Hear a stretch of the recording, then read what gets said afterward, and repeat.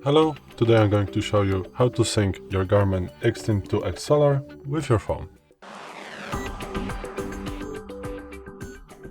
So, to do this, you need to have the Connect Garmin app on your phone, as you can see here, and you need to make sure that your Garmin is connected to the phone.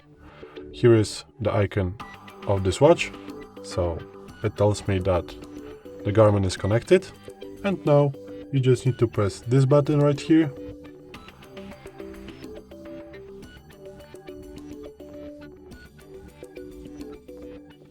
It is synchronizing right now, as you can see here.